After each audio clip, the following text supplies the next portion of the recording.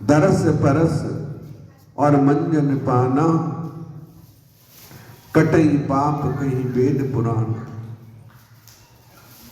कि दर्शन से, स्पर्श से हमारे सारे पापों का विनाश हो जाता है।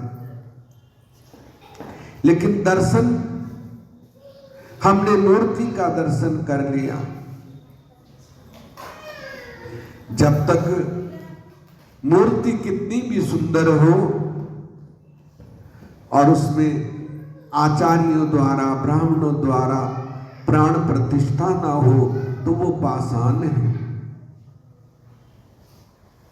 जब उसमें प्राण प्रतिष्ठा हो जाती है ना तो वो जागृत हो जाती है और फिर उसका स्वरूप भी अलग हो जाता है। तो फिर हम उसे साक्षात भगवान मानकर उसे भोग लगाते हैं, दर्शन करते हैं। दरस परस और मंजन पाना, कटई पाप कहीं वेद पुराण। दर्शन करने से, लेकिन एक मूर्त हमारे अंदर भी है। तूने खूब रचा भगवान खिलौना माटी का, इसे कोई ना सका पहचान खिलौना माटी का। ये मूर्त भगवान ने बनाई है और इसके अंदर अपने को छिपा दिया है। हमारे कण कण के अंदर श्री राम विराजमान है, श्री कृष्ण विराजमान है। वो जगत पिता परमात्मा, जगत का नियंता, जो पूरे संसार को धारण किए हुए है, वो हर कण कण में विराजमान है। लेकिन जानोगे कैसे?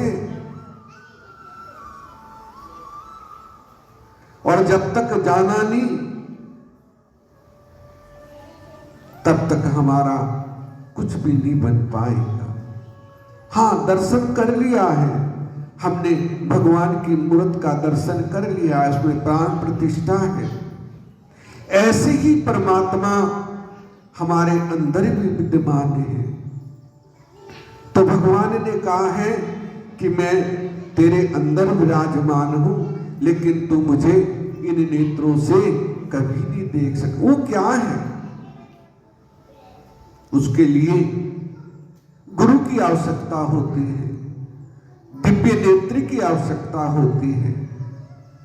वो परम प्रभु अलख पुरुष, वो परमात्मा हमारे अंदर विद्यमान है। वो ज्योति पुंज है, ज्योति स्वरूप है। लेकिन उस ज्योति को कैसे जानोगे? जब तक हम शरणागत नहीं होंगे।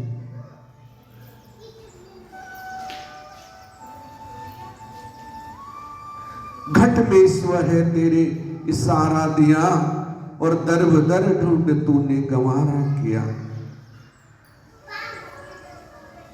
ईश्वर, वो परमेश्वर, वो श्री राम, वो सतगुरु हनुमान जी, या कोई भी महापुरुष अवतार जो इस पृथ्वी पे आए, वो हमारे अंदर सब विराजमान है। लेकिन देखोगे कैसे? ज्ञान अंजन सतगुरु दिया, अज्ञान अंधेर विनाश, और हरि कृपा से संत बेटियां, नानक मन प्रकाश। गुरु नानक देव जी, हमारे संतों ने सबने कहा है, जो इस धरती पे जितने महापुरुष आए हैं और अब भी हैं, वो भी यही कहते कि तू बाहर तो चल पूजा कर, क्योंकि रास्ता है पाने का। लेकिन तू पगले उसे अपने अंदर भी देख ले, यदि तुझे मेरे निज धाम को जाना है।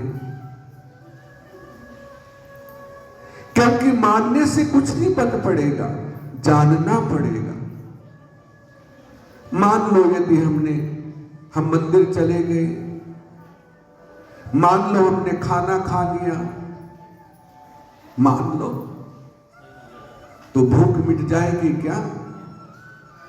नहीं मिट सकती। खाना तो बनाना पड़ेगा, भोजन बनाना पड़ेगा, मेहनत करनी पड़ेगी, परिश्रम करना पड़ेगा, तब जाके हमारे पेट की भूख मिटेगी, तब जाके हमारी ब्रह अग्नि जो हमारे अंदर है वो शांत होगी। तो इसी तरह से मानना ठीक है, लेकिन उसको जानना भी है।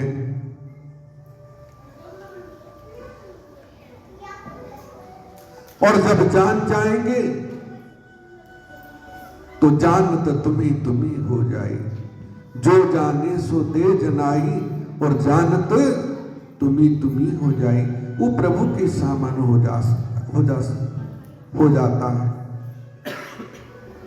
तो हमें सतगुरु की शरण लेनी पड़ेगी, तब जाके हमें वो ज्ञान प्राप्त हो सकता है। और नि परमात्मा तो फल हर चीज का है। हम मंदिर जा रहे उसका भी फल है, हम भजन सुन रहे उसका भी फल है,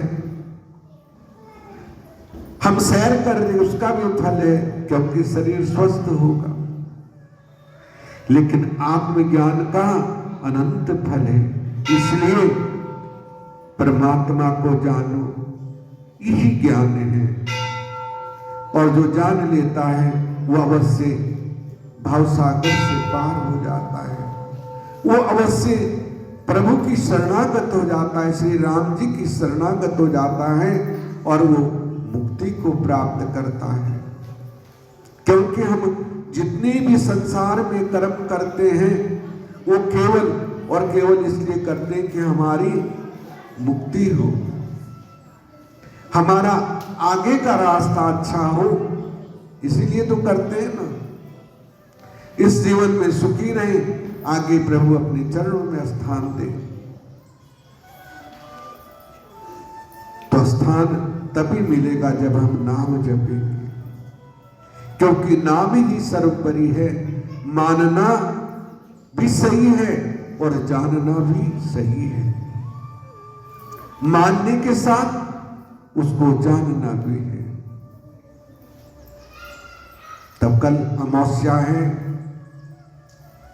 चैत्र अमावस्या, बड़ी पुण्यदायिनी। कल खूब दान पुण्य करो अपने पितरों के लिए, देवी देवताओं के लिए। और परसों से माता जी आ रहे हैं, नवरात्रि है, खूब भजन करो, सुमिरण करो, महारानी की पूजा करो, अपने घर में उनका आह्वान करो, और उसके साथ साथ प्रार्थना करो कि सर्वे भवन्तु सुखिना, सर्वे सन्तु निरामयम, सर्वे भद्राणि पश्यन्तु मां कश्यप दुख भाव है। कि सब सुखी हो, सब निरोगी हो। हे प्रभु, हे माता रानी, सबके ऊपर अपनी कृपा बनाए रखना, और हमारे ऊपर भी अपनी कृपा बनाए रखना। तो प्रतिदिन मंदिर आया करो, और मंगलवार को यहाँ हनुमान चालीसा का पाठ होता है, तो सबको साथ लेके आया करो। ज्यादा नहीं, आधा घंटा सही, आधा घंटा बैठ के प्रभु का नाम का सुमिरन कर लो। हम संसार के लिए इतना समय देते हैं, तो कुछ समय भगवान के लिए भी निकालो। यही जीवन का सार है, और यही हमारे काम आने वाला है। इसी से हम भवजल से पार हो सकते हैं। तो जीवन का ये उद्देश्य होना चाहिए कि मुझे जैसे हमें खाना चाहिए, हमें सोना चाहिए, हमें काम करना चाहिए, और से भी कुछ समय भगवान के लिए भी चाहिए। भगवान के लिए भी जरूर कुछ समय निकालो, तभी हमारे जीवन का कल्याण है। आरती होगी, सभी आरती करेंगे, और उसके बाद प्रसाद लेके अपने प्रस्थान करें। बोलिए श्री रामचंद्र भगवान। हेलो, एक जरूरी सूचना है। आप सबको जानकर